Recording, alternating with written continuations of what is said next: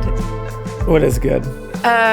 Just us all being here in this room. Yeah. I like this a lot. This is what I look forward to this. Yeah. Every week. It's fun.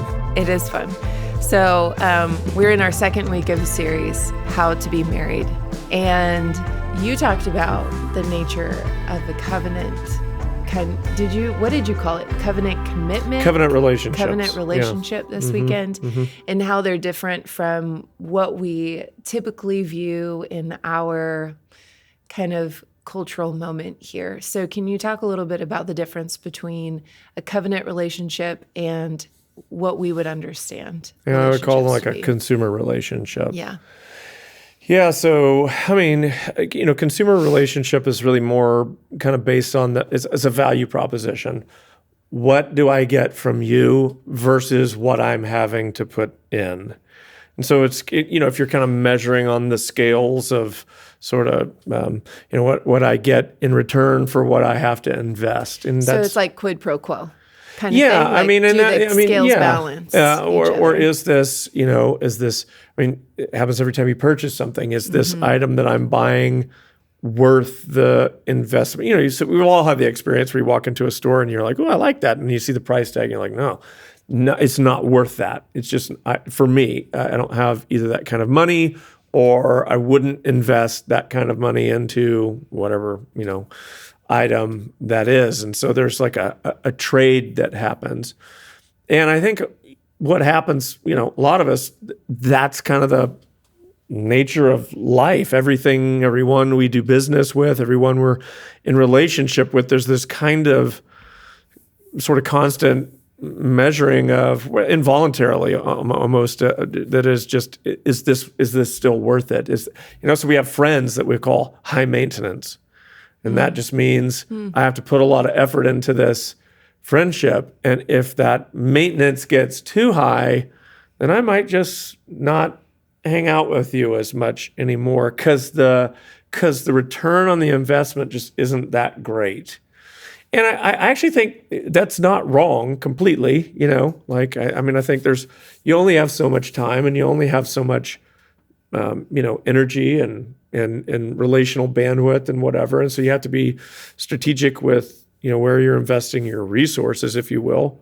But that's way different than a covenant relationship, which is to, bind yourself to someone. You're quite literally tying yourself to them. And the biblical language around marriage is the verse I really looked at this weekend, or we looked at this weekend, is Paul quoting Genesis 2:24. So Ephesians 5:31 is a quotation, direct quotation of Genesis 2:24. For this reason, a man shall leave his father and mother, be united to his wife, and the two shall become one flesh. You can hear, in that description, you get the idea of being bound to someone so closely that there's no more distinction between the two. We are now one. And Jesus, when asked about marriage and specifically divorce, says, what God has joined together, let no man separate. So again, it's this idea of being bound to someone in a holy covenant before God, and God is joining two people together. So again, that's a different, I don't have that relationship with Amazon or Target or Netflix or whomever I choose to do business with. I don't even have that relationship, with my friends. I may have a couple of friends that, I would be willing to kind of do just about anything for and endure just about anything for. But most of your relationships don't fall into that category. And certainly you're not bound to those relationships. If a friend hurts you enough, I think, and even but again, we think of marriage this way too. It's unfortunate, but if someone hurts you enough, you have the full right to kind of separate. And I think it's probably, I'm not saying there should never be divorce, but I'm just saying we culturally, the way we think of things is, it's not worth it anymore. You've been, the deal is no longer good. So we're thinking, as far as a deal and worth is concerned, that kind of sits in its own category rather than there being like severe harm or abuse or a situation like different. that. Yeah. Yeah, but I guess what I'm saying is that I think when we're considering, so I have a friend who is single and will, consider relationships and so forth. And it's only natural to start thinking about, okay, like what will happen if I move deeper into this relationship? What will this? And it very quickly can become a kind of pros and cons list. Okay, what do I get? What's the downside? You're sort of weighing it out like an opportunity. Yeah. When in reality, marriage is, and I think there's probably some sense in thinking that way for a little bit. I do, but you are binding yourself to this person for better or for worse. What is it? Jesus says this. He says, you need to count the cost before you make this decision. Right. No man having put his hand to the plow and looking back is fit for the kingdom of God. Yeah, good. So it's not something that you do, like you get married and then you think about, well, is this really worth it? No, you make that decision as you're coming up to that So it's worth line. thinking about. Yeah. I mean, I think it's really worth considering because you are quite literally tying yourself to this person. Like I am where you go, where they go, how they go. I am with them. If these vows are to be believed and committed to till death do us part, is that what we really mean? And so, it's the things you want to consider. But at the end of the day, there's really no way to kind of foresee all that's going to come and what a person is fully like. And so you do just kind of get to a spot where you're like, look, I kind of know enough. You're stepping out into the unknown. But in my view, I mean, that's the adventure of marriage. That's the adventure of life is, okay, let's see what happens here. I mean, and it's going to have its ups and its downs and its good times and its bad times, but that's life. That's what you're signing up for. You can't mitigate all of that. You can't avoid it all. There's no way to get away from it. Yeah, there's a point where you make a decision and you're in it. And you talked this weekend, the first thing that you talked about in the nature of a covenant relationship was the exclusivity of that relationship. And then out of that exclusivity, there comes this idea of priority. Right. Can you talk a little bit more about what that is? Yeah, so exclusivity is really more than just what I was. So I wish we had time to. I'm curious. I'll see how you feel about this. So Sandra Richter's book, The Epic of Eden, was really helpful. She has a whole chapter on covenant. Have you read the book? I haven't. Okay, the bits I've read. I've read the chapter on redeeming and redemption, or being a redeemer in covenants. So one for Ruth and one for this series. I want to read the whole book. It's really good. But anyway, on her chapter on covenants, so she describes two different kinds of covenants. One was one you could have with multiple people. It's like a basic treaty kind of, we might think of that way. And she was describing this all within kind of lords and vassals. So there are power dynamics at play. Now, in our egalitarian world, I can see it might be offensive to think of marriage in this way, but I think it might actually be a really helpful picture. I avoided that language for that purpose, but she talks about, and I'm thinking I'm going to get I don't know if I'm pronouncing it correctly, suzerain and vassals. So what you would have in the covenants that I'm talking about is a more powerful party and a weaker party, and they join themselves together. The weaker party gets protection and land, usually land, which happened in Abraham's case. The stronger party vows to. So this happens with Joshua just after they come into Canaan, and I don't even remember where it is, but I've read it before. But essentially, what happens is there's these people that fool Joshua. They show up in rags and with stale bread, and they say, we're from way far away, and we want to, but help us out. We want to basically make a covenant with you. And Joshua doesn't consult the Lord, and he forms a covenant with them, and then he finds out they live just around the corner, and they're a lot more well off than he thought they were. But what happens is, because they'd made a covenant, these other kings now are descending down on this group of people that have fooled Joshua, and he is now compelled because he had made a covenant. It's not like, oh, you fooled me, I don't want to. He has to. He is honor bound to go over there and make war against these kings, even though it might cost him and them and all of them. And the Lord's like, hey, I'll be with you and all of this, and they win. But like, I want to say it's like 5 kings. So when we think of kings, Old Testament, you have to think anyone that ruled a city was a king. So these are city states, not like vast empires. There were vast empires, but most of the kings like aren't kings of huge, nations like we would think of. These are smaller time kind of kings, if you will. And so, but anyway, you get the idea that this suzerain vassal. So in this case, Joshua would have been the more powerful, and these people were shrewd in getting him to make a covenant with them, because that meant then that he could not fight against them. He couldn't take. He could they kick knew them out of the land. Exactly. Yeah. So they were smart. But that's the nature of the relationship. So you'd find someone who is more powerful than you, and you get them to make a treaty. So the Assyrians did this quite a lot, but the Assyrians were brutal, and so they were like she says they were like the Borg, if the Star Trek reference means anything to anyone listening. The Borg of the ancient world. They just came through and just slaughtered people, wiped them out, and all of this. But they made, in fact, the treaty that I read this weekend, the excerpt from the treaty was from an Assyrian ruler to a Syrian city king. Arpad is the name, Arpad.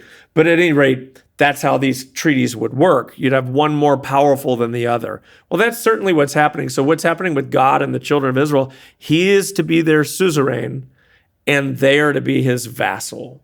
So they are bound. Loyalty is a huge part. So it's not so much that so again, I didn't get into any of this, but it's not so much that the suzerain would be disloyal to the vassal. It's that the vassal would be disloyal to. That's where the treason comes in, is if you are not loyal to your suzerain, who you're probably paying tribute to and giving some of your resources to. If you're not, then and you try to go establish a relationship with someone else, they're going to come wipe you out. There's consequences to that. What does the vassal give the suzerain? That's a great question. And why have that? Yeah. Is it like I the don't know. Godfather? It might be. Yeah. It might be probably land, resource, or some kind of tribute back. It might also be that if you're trying to establish rule over a certain area, expand. you have to have someone Yeah. ruling and leading these, and you can only wipe so many people out, and your own people can only populate so much, and so you're going to probably strike. This is what happened with the Romans, and differently, the Jews weren't covenant partners with the Romans, but in essence, what they would do is establish a governor there. That is, this happens after the exile, a Jewish governor over Jewish land, but that is overseen by, after the exile, it's Persia, and then ultimately it does become Rome. So you can understand probably why I didn't want to get into this as a metaphor for marriage. But I do think that what God does, or the way Yahweh forms a covenant with his people, is more akin to a marriage than you might think. There is the more powerful of the two, and in the party, but there's a joining together and a partnership that's meant to form here. And it doesn't mean that. I mean, I think in any case we could admit that men at the very least are physically more powerful than women are, just on the regular. And so there is a sense of protection and provision. And of course, again, like I said, in our egalitarian world, that may feel a little bit like, oh, that's weird. But I mean, for all of human history up till about 1960, whenever, that's the way the world worked. And so I think it's like I said, I didn't get into it for that reason, but I do think I do think there's a helpful picture here, not in how the Assyrians treated the Syrians, but how God treats his bride. And that is the very nature of the way that Paul describes the arrangement. Just as Christ is the head of the church, so the husband is the head of the wife. Now, we're not going to get into all those dynamics today, but that there is some dynamic at play here in how he's thinking about this. And so the exclusivity is a loyalty to, and I do think, by the way, that this extends both ways in a marriage. This isn't just meant to be wives, be loyal to your husbands, and husbands can kind of do what they want. That's not what I'm trying to in any way insinuate.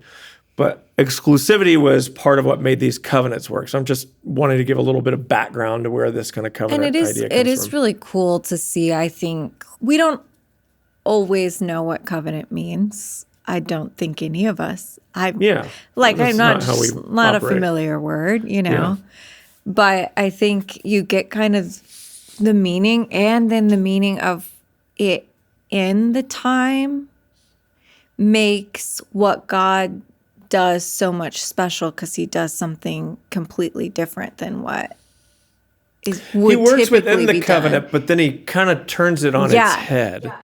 To where the weaker isn't serving the stronger, but the stronger is actually serving to the point of death. Yes. The weaker, which is a remarkable thing. No suzerain would do that for their vassal. If any suzerain's vassal had ever treated the suzerain like God's people treated him, they'd just wipe him out and be done with it. But God doesn't do that, as we're going to see. He responds. So that's why I think you can use this. Like I said, I didn't get into it because I didn't even want to kind of introduce these sort of power dynamics that might cause questions, and I knew I didn't have the time to explain all of this kind of thing. That's why I like this podcast, because we got time to talk about all that stuff. But you can see that's what Paul is doing. And this is where I think for us, even, and again, this is a future sermon and a future episode, but what we're seeing, like the wives submit, husbands head of the wife, all this stuff, the flat language makes us go, ooh. Yeah, for sure. But if you really look at what he's saying, it's quite radical and really wonderful and beautiful. And so, and then it's what God's done for us. So it's not the elimination of power per se that is kind of the underlying message of who the Lord is and Christianity, but rather power in service to others is the I think the greater message. And then Jesus talked about that. The rulers of the Gentiles, lord it over them, but not so with you. You're to be servants. Mm-hmm. So anyway, you were asking about exclusivity, and anyway, we got off on vassals and that's suzerains. Great. I think that's really great context for everybody, and some people are going to listen to that and be like, oh, I love that historical context, because it's helpful. It colors it in for us a little bit more. And I was thinking, as Lindsay was talking, this is the story of Scripture to us, and we just got done with a series on the minor prophets, and this is all about this covenant faithfulness. Totally. And that's why a prophet comes and says, hey guys, you haven't been faithful to the covenant, and there's consequences. So what's amazing is you can see God all through the Old Testament, particularly. It's really it's more. I'd have to think about it in context of the New a little bit more. But Old Testament, you see promises being made as early as Genesis 3. Promises of some curses, but also promises involved there. And then Noah comes off the ark, and there's a little bit more promise given. And then it's Abraham, and there's more promise given. And then there's Moses, and there's more promise given. And then it ultimately, like David, and you just keep getting more promises. So God keeps showing up and making more and more and more commitments to his people, promises of what and how he's going to care for them and what he'll do for them. And of course, Jesus is a part of all of that. The seed of sort of the idea, the notion of a Messiah is, all the way back in Genesis 3, the crushing of the head. Mm-hmm. But anyway, what are you thinking? I'm thinking about how this even shows up in Genesis 1 and 2, where God is lavish in his generosity and the abundance of the garden that he provides for them, and their enjoyment of it is all based on their obedience to a simple command. And so to not eat this one tree. Yeah. And then when they go outside of that. That's when everything kind of falls apart. It's amazing. Yeah. And this is the story of mankind is that we never get it right. We screw it up every single time. Yeah. And then but God just keeps showing up and proving himself faithful and faithful and faithful. Yeah. This is what I love about who God, I just feel like he's so preemptive in his love and his provision. Like he always goes first in the things, like he's always giving good gifts first. And there has to be a redemptive quality in his willingness or in his abundance. Like he's like, if I keep going first, it's going to ultimately end up being for your good. Yeah. This is why, we were talking about this maybe before we started recording, but I'm getting way ahead of myself as we think about kind of where this sermon goes and everything. But what the Lord does with Abram and the covenant there, as we'll talk about, it does remind me, as we talked last week, of the book, the How to Stay Married book by Scott Harrison Key, because it's just that kind of faithful, continuous love that loves someone right out of their self-centeredness. Oh, man. Right out of their pain, right out of their brokenness and betrayal. It's like, if I just keep loving you, and there is a time, I'm not saying, and that there would never be a time to say, to draw a boundary and to say, I'm not going to let you treat me this way. Absolutely. But but you do see there are these places where this faithful love just keeps showing up and totally transforms people. And of course, that's what the gospel is. That's what we're all products of that kind of love. So exclusivity and priority, if we can find them. We just keep ending up with the gospel, but it's okay. So the idea in exclusivity is not just me and me alone, but me above others. So that's the priority piece. And it's no accident then that the first commandment that God gives of the 10 commandments or the 10 words is, you shall have no other gods before me, which would have been, to us, it's not an easy, if you really understand it, it's not an easy command. But it feels like a simple command because we're not thinking about, do I worship God or Buddha or Allah or whomever you want to come up with as God. We don't live in a polytheistic world. Though there are different religions, we generally tend to think if there is a God, there's only one. But in their polytheistic world of lots and lots and lots of gods, this is a big deal to give your allegiance to. And you could see just how hard it was for them to do so as they, made a golden calf just shortly after. So, but it's a call to exclusivity and priority. And so the principle of priority that I was trying to get across this week is that priority is treating one thing as more important than another. So when God is asking for, now in terms of, worshipful devotion, no other gods, that is total exclusivity. That's not just priority, that's exclusivity. It's not like, hey, treat God. So maybe you might say, like the Persian kings probably at some point treated God with priority, but not exclusivity. So they were willing to acknowledge that Yahweh was a God, but not the God. Or if he was the God, he was just the God above these other gods. Yeah. Not exclusivity, and that is what he was demanding here of his people. Yeah. But the priority piece comes in how you treat God in relation to the other relationships in your life, and that is where priority becomes a thing. And it's certainly a thing in marriage because you have all, other relationships in your life. You're not married in a vacuum. In other words, it's not, when I married Heather, it's not like all my other relationships go away. So I'm treating her, so there is an exclusivity to this covenantal relationship. I'll be in no other covenant relationship with anyone but you, but also I'm going to prioritize this relationship. I'm going to put you above. And that's specifically what's being referred to in a man shall leave his father and mother and be united to his wife. The principle here is priority.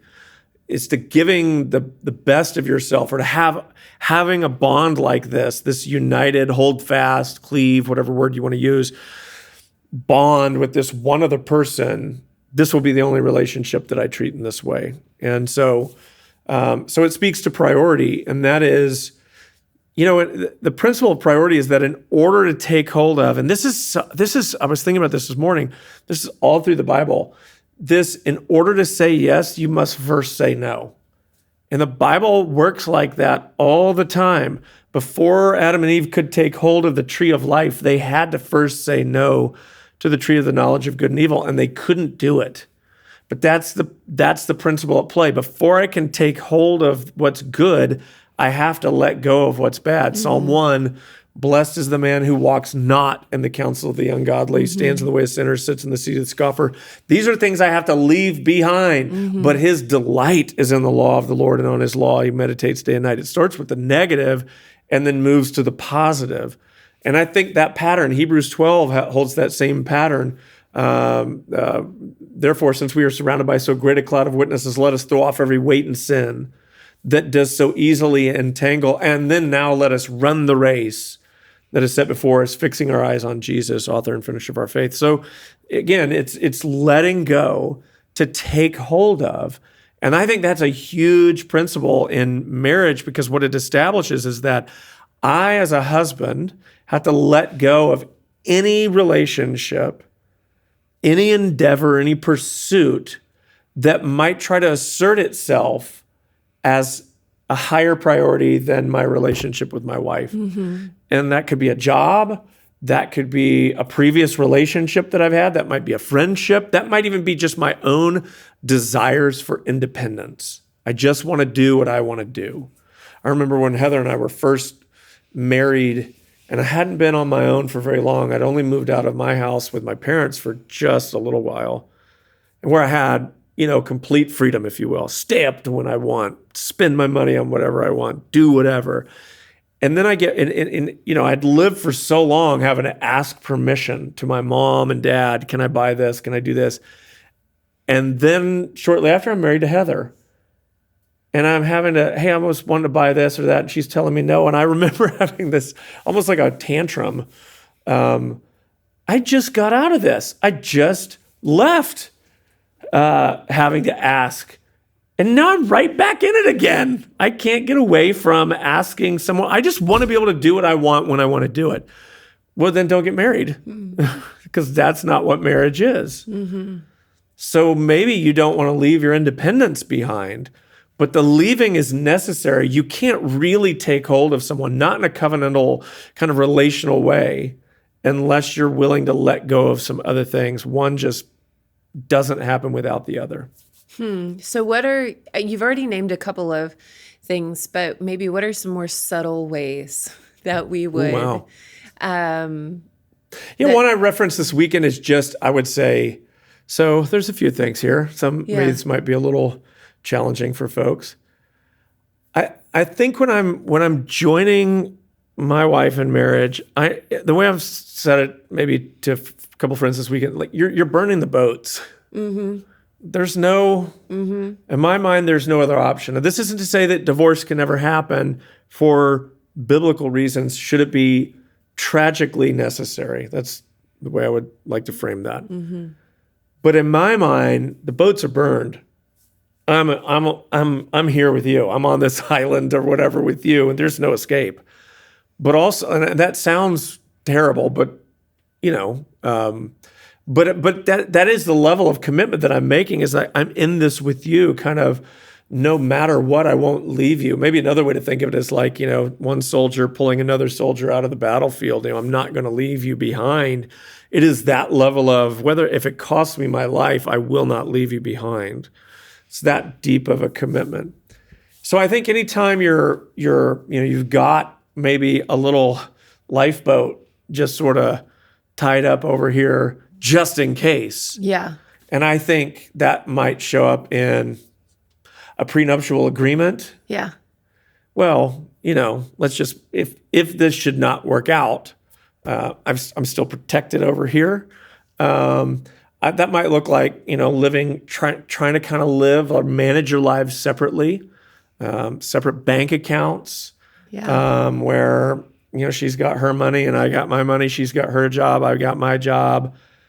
I mean, I think in one of the services this weekend, I said, that's not really a marriage. It's kind of like a weak sexual partnership because we're not, like Heather and I have separate bank accounts within the same bank, and she can see what I'm doing and I can see what she's doing. But I mean, and so there's a certain kind of stipend that each of us get, that just like we can spend that money and save that money for what we would like to. And I don't think that's wrong. But I'm just saying to sort of have these separate lives, right, where I can kind of do what I want. I mean, I would say if you have a phone that you don't let your spouse, if they don't have access full to access that phone, to, you have not left. If you're browsing Facebook occasionally, looking at old flames that you used to have, to wonder what would it have been like if I had maybe married him or her instead of Man. that you've not really left yet. You're not committing. You're not really committed in the full, complete way. Not at least not in the biblical sense to this person. You're just sort of imagining what that might look like. Yeah. I'm thinking of a story. One of my professors, he told a story about how when he was newly married, he lived in a 1-bedroom apartment with his wife in Southern California, and they slept in the living room because the bedroom was his office, and it was filled with theology books, and he would spend hours in there. And it's, you have this idea, like, this is important. I'm working for the Lord.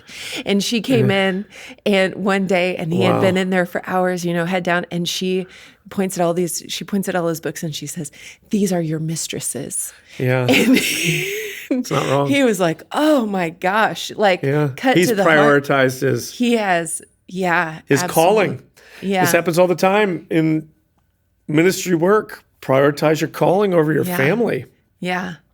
And perhaps this is why Paul never married, because he understood the commitment that marriage would take, and he could not offer himself to anyone like that because he knew what he was going to what he was going to be called to do. Is it Paul who says, like, based on the age that they were in, like, if you're married, don't seek to be unmarried. If you're not married, don't seek to be married. Like, just stay as you are. Yeah, and that's right. And just keep going, and don't try to change your status. But if you can't, this is 1 Corinthians 7, right? If you really need to be married, quite literally, if you're lonely or you're falling into lust, get married. Go ahead. Yeah.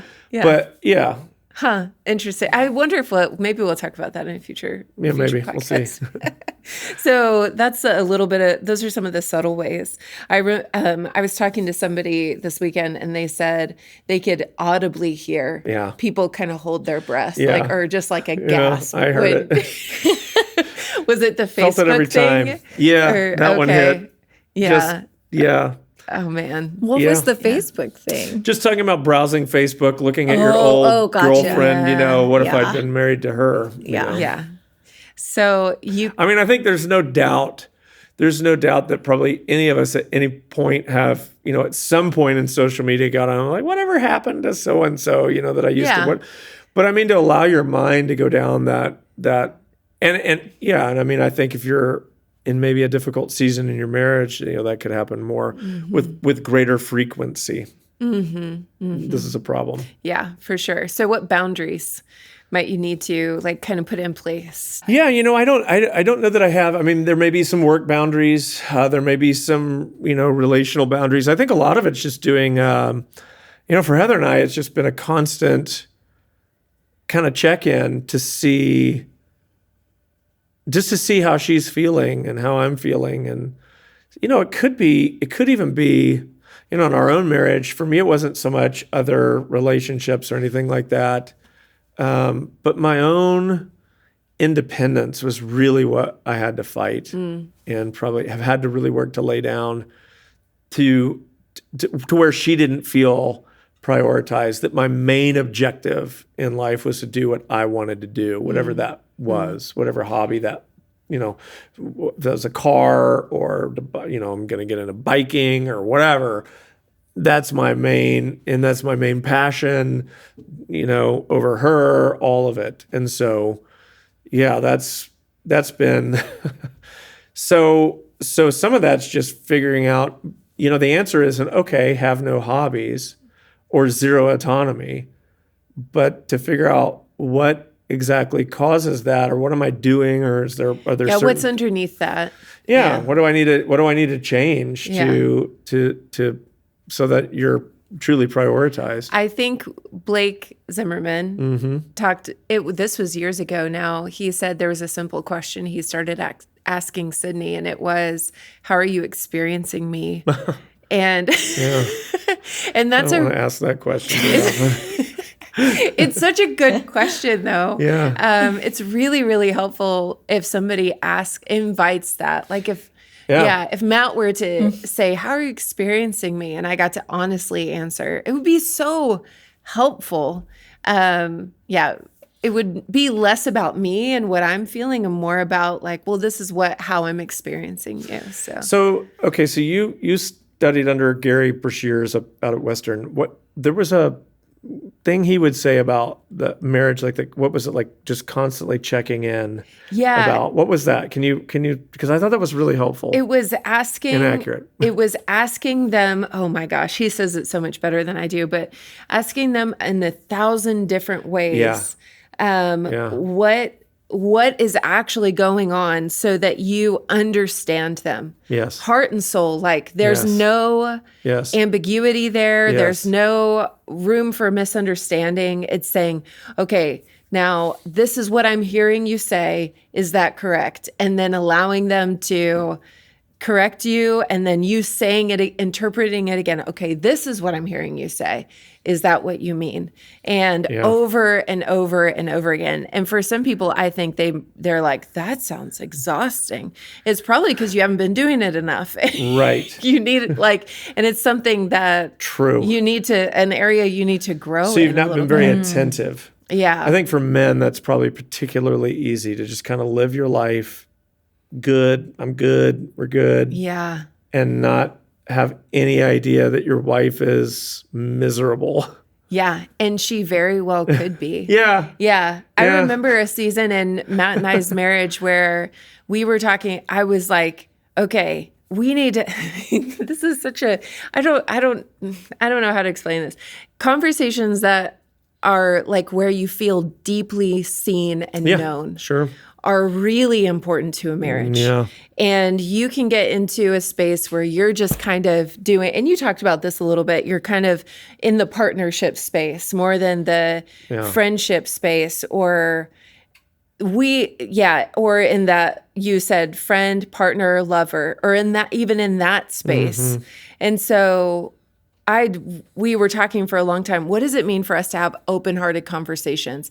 Not just that Matt would experience like me being open with my heart, but him being open with his. And so it's not just about him knowing what's in my heart. It's about him feeling safe enough with me to show me what's in his heart. And I think sometimes men don't necessarily recognize the necessity for that. Well, it is interesting to me, without oversimplifying it, that Paul gives two different commands he gives a command to the woman and a command to the man in this. And specifically, they're related around different things: submission and respect. And again, those words get thought of in lots of bad ways. Yeah. But the husband is to love the wife. And this is not to say that men don't need love. But what I have found, and again, at the risk of oversimplifying, what you're talking about is this is not to say I have no need for Heather to see me as I really am and love me. That's true. But I think it expresses itself in a slightly different way than it does with Heather. And so it means for me to love her means almost adopting, if you will, a kind of posture and that I am not used to with my male friends, because men don't do this we just don't connect with each other in the same way. What you're talking about being deeply seen is just different for men, but really important for women. Again, this is not to say that men don't need anything like that. It just expresses itself, I find, in a little different way. I think it does express itself in a different way, for sure. I think about how when Matt has sees me, I feel cared for. But when Matt would share his heart with me, I think he feels understood. Yeah. And that's right. And I think that there's something really powerful for men to feel understood. That's it. That's exactly the word I'm looking for. Because they typically feel a little bit of more of a weight. Yes. And the tendency is to put on an armor and to get the job done. Yeah. And what Matt needs sometimes is to say, man, I'm wearing this. This is causing me anxiety. This is causing me frustration. And for me to look at him and say, I get it. That's really hard. That's exactly what, I'm holding my hand up as a man. It's like, yes. Yeah. Yes. Honestly, you just want your wife to get you and to know why why you would make some of the decisions that you would make or respond in some of the way that you would. And to hear that,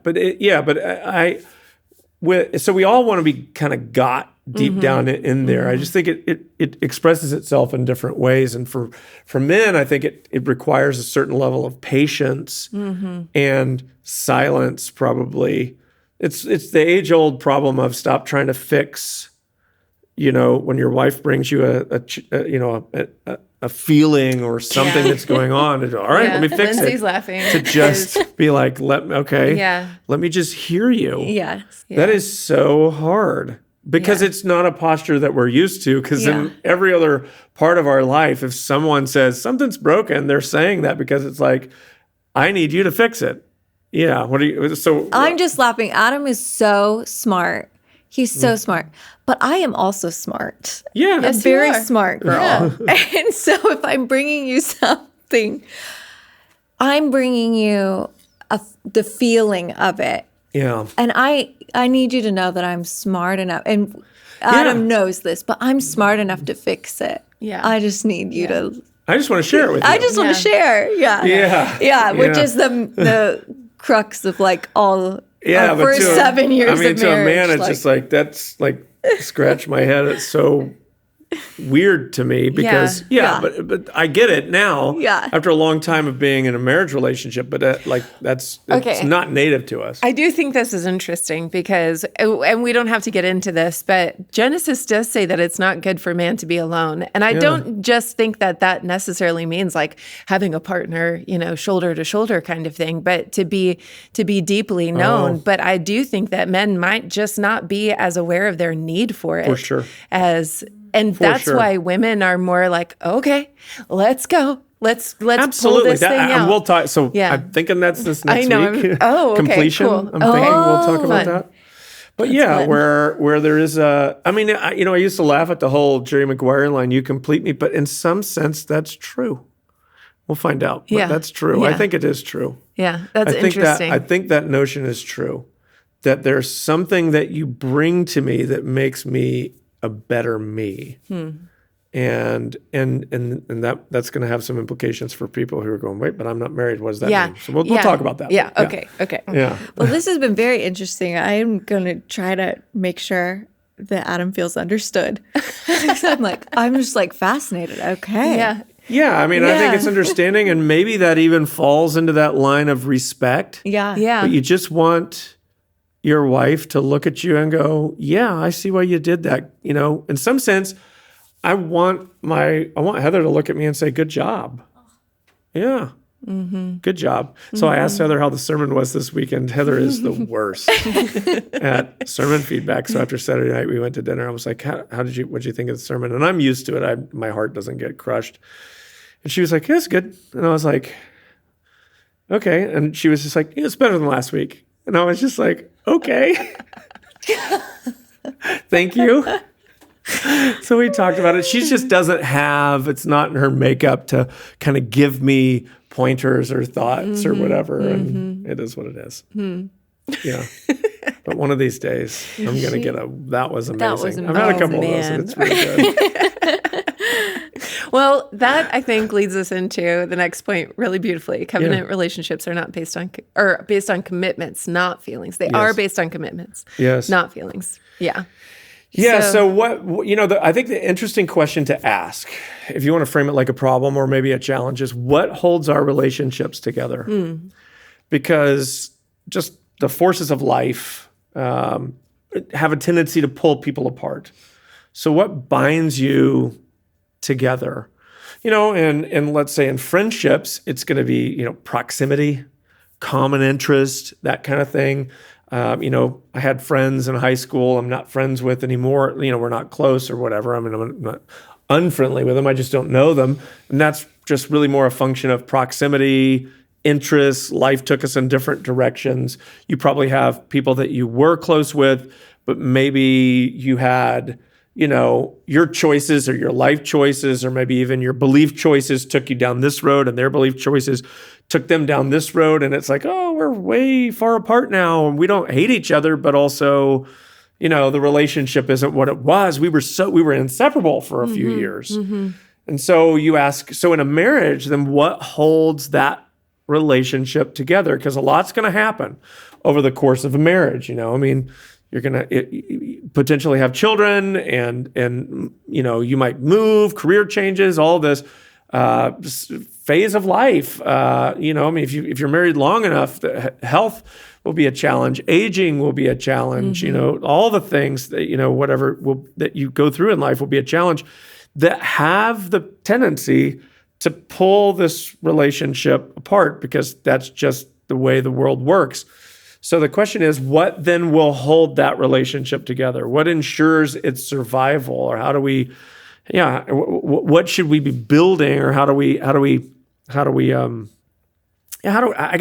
it together?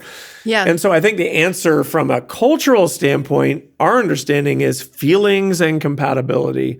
So that if I'm with the right person, then there will just always be this kind of flow of love and understanding that will sustain our love and relationship.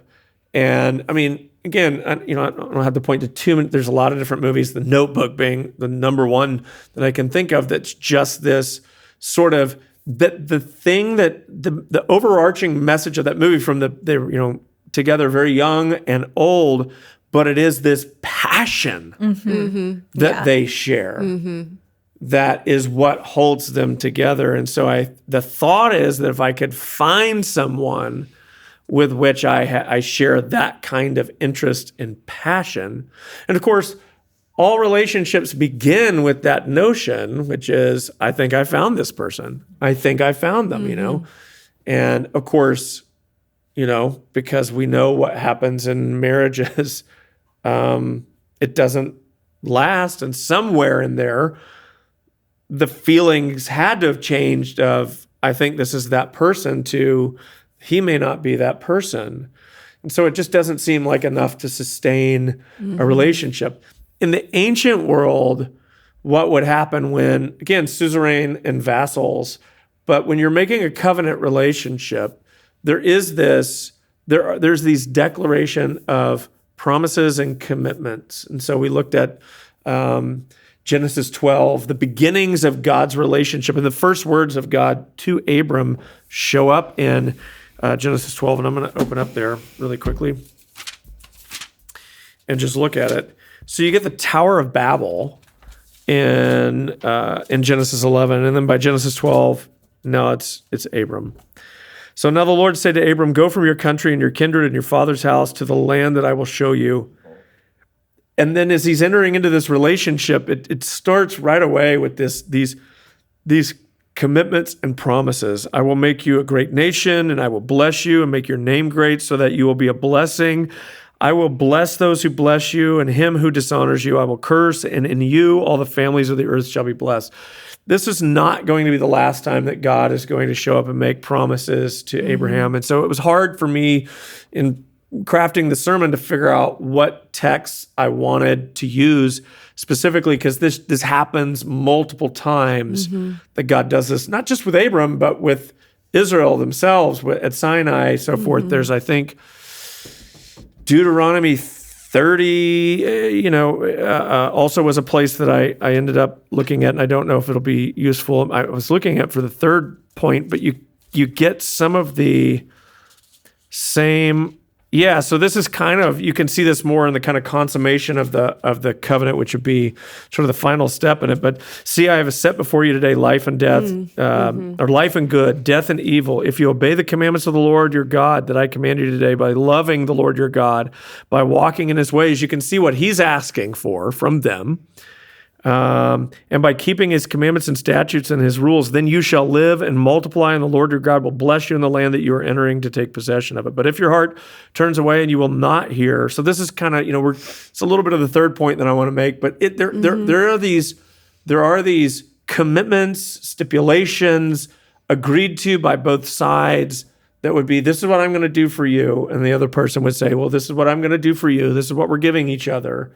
This is what we're committing to. These are the oaths that we're making. And the promises were what sustained the relationship, not necessarily the feelings.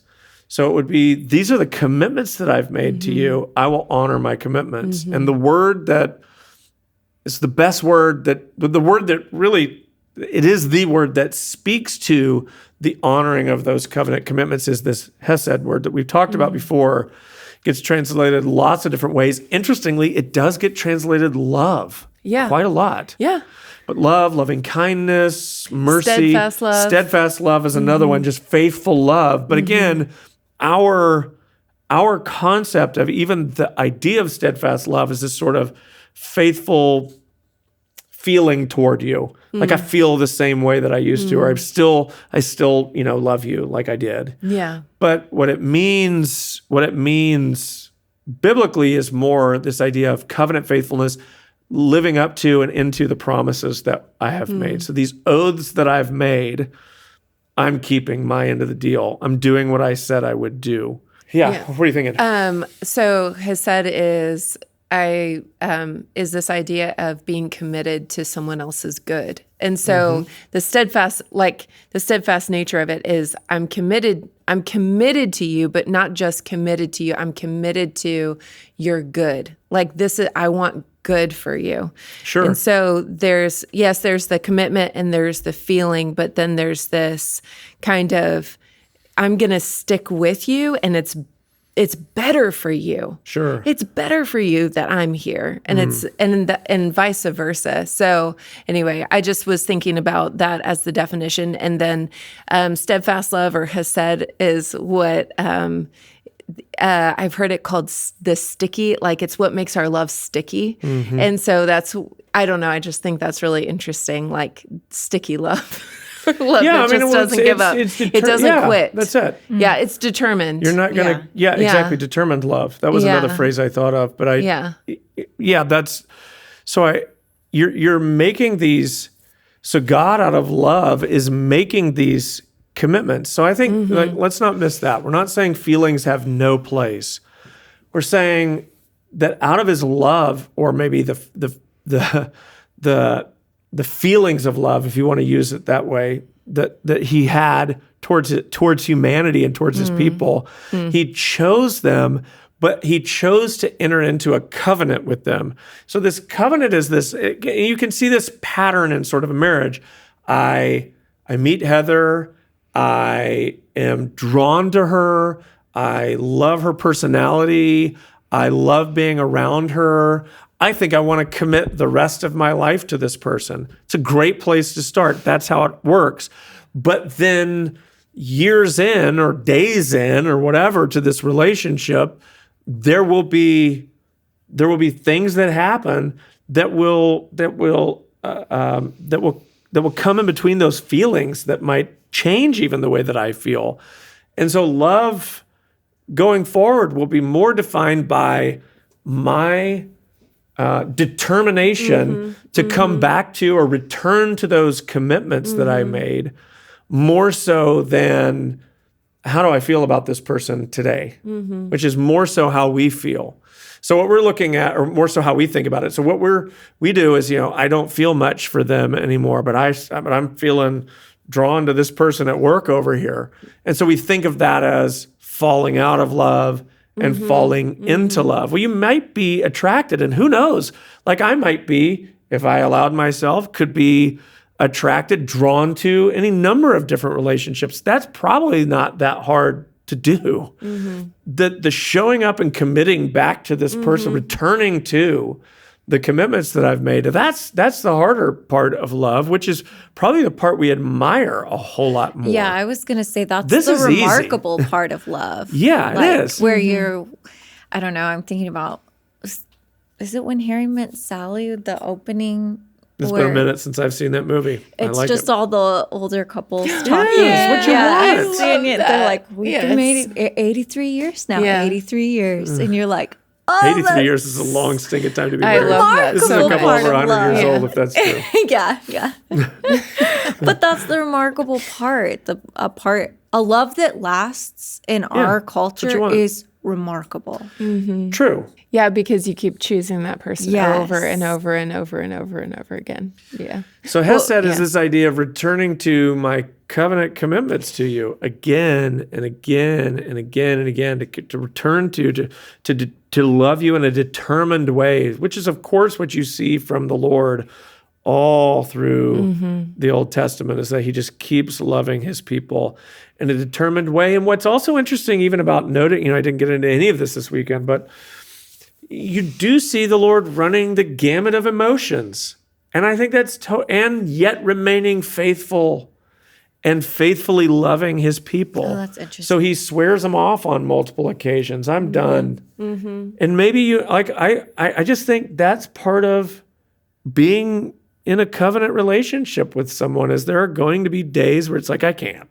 And then I return back to love you again. I mean, I think that's part of it. What? Well, okay. So what's interesting about that is when he like kind of swears, he's like, I'm done with these people.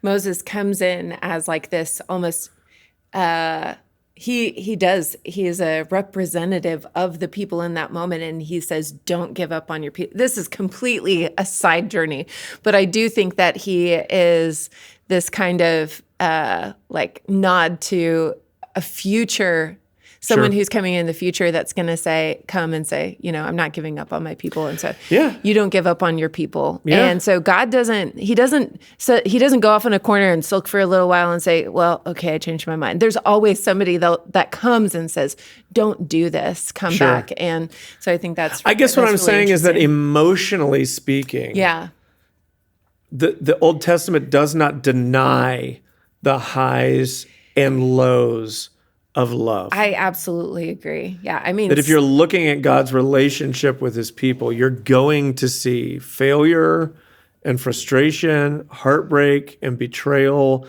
and honestly, all the things that you're likely to encounter if you should get married. Yeah, God's not a robot. Right. Yeah. He's not just like, just like love, just like, constant, steady. I mean, he is in some sense, but but he allows himself to feel things, and he shows you those things that he's feeling. Yeah. I don't know. This is so interesting to me. How's that? I just feel like, I would have to, I'm thinking about how there's a decision that God made. He decided, I'm going to love you. Yeah. And he is operating out of that decision that he made over and over and over again. And because of that deep commitment, or I would say knowledge that he has an understanding that is unsearchable. It goes so far beyond anything that we could possibly comprehend. And out of that is this kind of affection and goodwill. Yeah, well, and apparently this was a decision that was made before the foundation of the world. Yeah. So who knows? What's fascinating is that this is a God who can accomplish what he wants to accomplish. I guess what I would say is then who knows what that might mean for the end of time? Like what God can do, what he will do. And I just, an unfailing kind of love. But he determined to do it. He did. Before he made us. Yeah. And so that's why you can see from the very beginning, God doesn't have to, sort of have this counsel and say, all right, what are we going to do? How do we respond to this? Like I think the decision had already been made. And so he shows up. And so you see from the very beginning, just this kind of, this willingness to show back up and make provision for and love again and keep pursuing mankind. I think it's Abraham Joshua Heschel who said that the story of the Bible is not is not man in search of God, but God in search of man. So I want to make like just a provisional statement for something I said before about God going off in the corner and sulking. Okay. Because I would never want to imply that he would stay in the corner and sulk and it has to be drawn out. Yeah. That somehow we were helping him out. Sure. But when Moses comes to him, he comes to him on the basis of his character, and he says, "This is who you are." And so I just think, and I think God's not afraid to express himself or show himself with a range of emotions 100%. That we can relate to. That's what I'm saying about his covenant love, is that there are going to be days where you're going to love your spouse. Yeah. And they're not going to return. They're going to be mean and rude to you anyway. Yeah. And it's going to hurt. Yeah. And you're going to feel frustrated. And there might even be a season where that happens. And it's like, okay, so it may be frustrating is what I'm saying. Yeah. It may not feel reciprocal, and it may be very hard.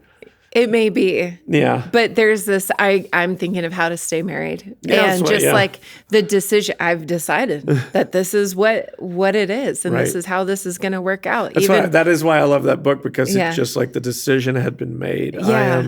I am sticking with you. And you can divorce me if that's what you want to do. And if you want to go pursue this other guy, and you can do that, but I'm not going to leave you. That was wild. What? And it totally... Okay, I'm sorry for the spoiler that just happened if you're going to listen to this book, but hopefully that makes you But that is what the Lord does. It is so good. Yes. That's what I was saying this weekend at the end, is like he loves you right out of your selfishness. And that's what love can do, is that love can break someone's selfishness. It doesn't always, but it can. I love that we bear his image well when we do the same. Yeah.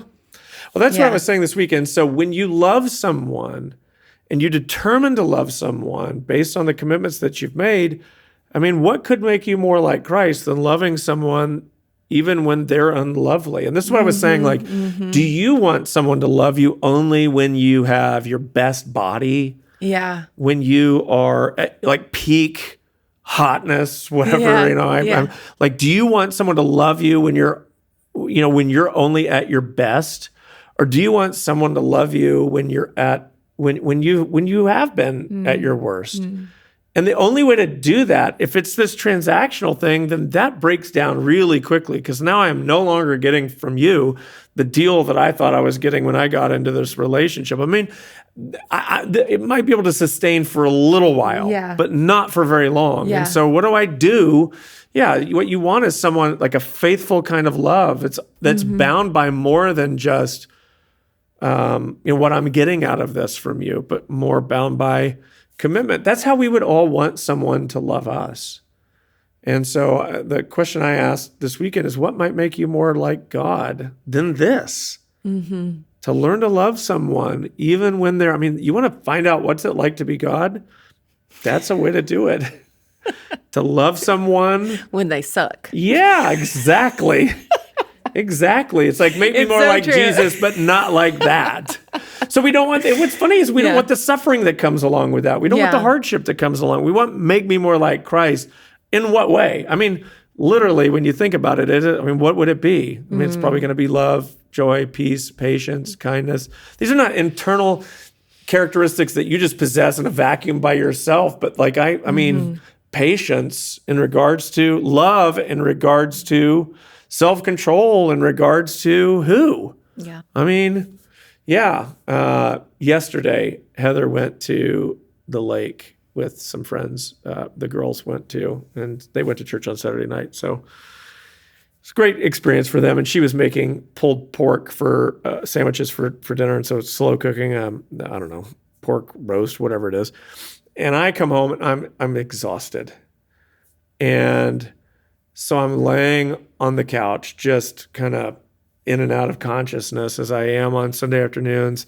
and I get this text, hey, I need you to pull the pork out of the oven and wrap it in tin foil and put it, and it's not that big of a deal. But everything in me wanted to just, do you know how tired I am? I'm trying to lay here and sleep. Thanks for interrupting my nap. And there might have been a time, there definitely would have been a time where that would have been my response. But I just kept coming back to, that is not how I get to respond. Love is not going to do that. I'm not going to love her in that way. Okay, I'll do that. But that's how I felt. It's just like, come on, man. Couldn't you, make this where I don't have to do anything? It's ridiculous, I know, but it's just how I felt. What did you just say? That is not how I get to respond. Yeah. I think if I'm going to, interesting. When I'm taking Paul's words as to husbands, love your wives as Christ loved the church and gave himself up for her. Where in that do I get to respond to her with, do you not know how much you're inconveniencing me? Do you not know how tired I am? Do you not know that I just preached 3 sermons and the next move? I'm exhausted. I've been on my feet since 8 this morning, and I'm tired. I just want to sleep. Just want to lay down here. That doesn't show up there. I can't respond that way. Huh. Interesting. Yeah. Okay. I thought that's a word. That's a word to someone. That's not how I get to respond in this situation and in this instance. But you know what's cool about that? What's happening is it's a literal formation of your character. Yes. Because you want to do this. Yeah. But then the new nature of Christ says, that's not how we get to respond. This. Yeah. And did you think it was going to be easy? Did you think this whole, becoming like Jesus would just be simple? Yeah. Not hard. Would be no battle. I just get to kind of, I think we think so often that it just means he'll make me happy. Well, yes, your happiness, your greatest happiness comes through holiness, but that means shedding a old self that is not going to want to go easily, driven by some pretty strong desires. Yeah. So saying no to those will be a challenge. Yeah.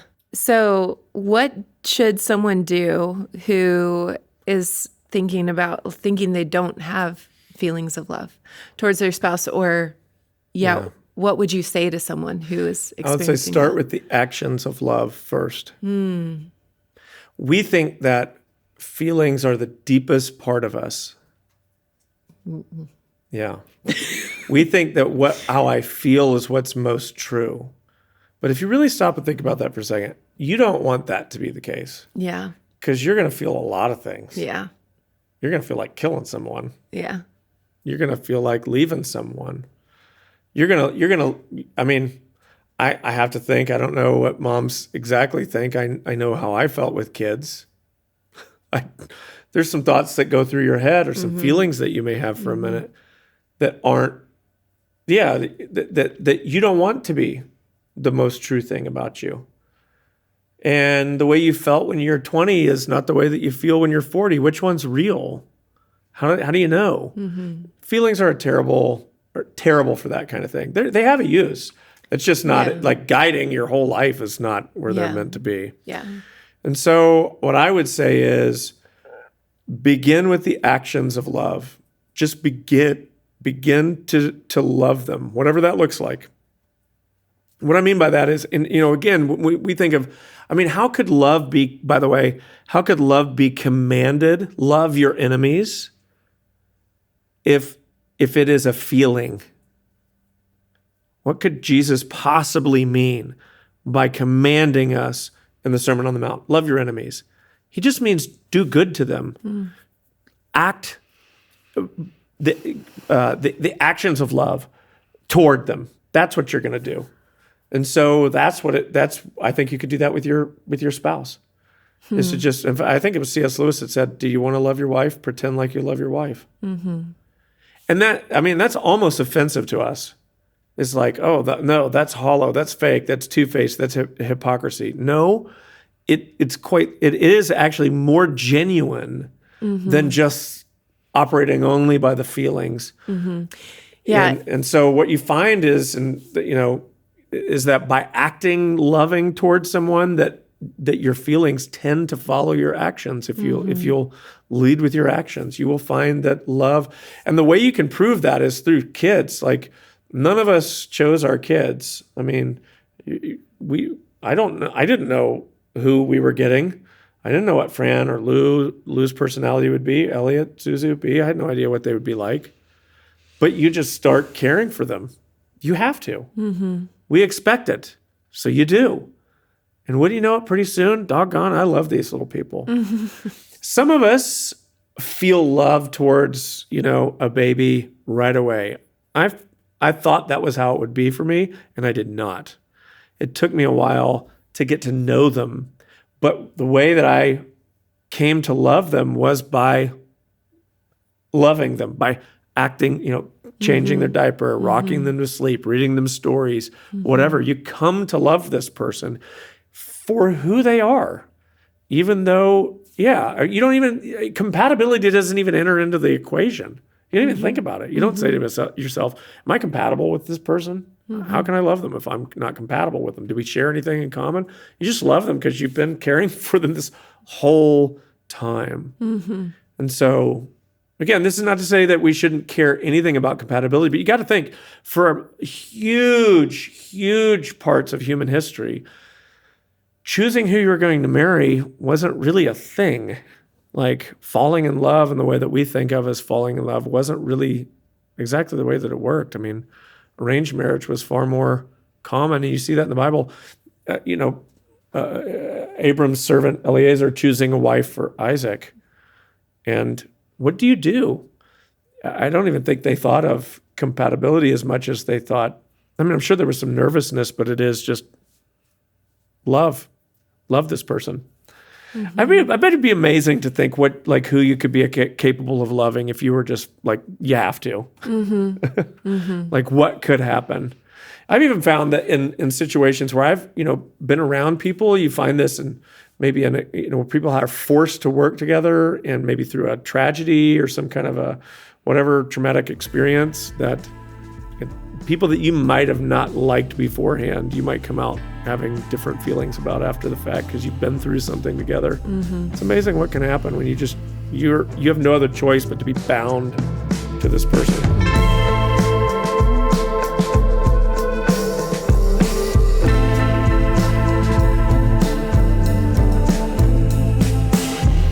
Hey everybody, I hope you enjoyed this week's episode of Tell Me More. I am just jumping on here at the end of the episode to tell you that next week's episode will drop on Friday instead of Thursday. So if you're faithful Thursday 5 a.m. listener, just letting you know that next week it'll be out on Friday. Stay tuned.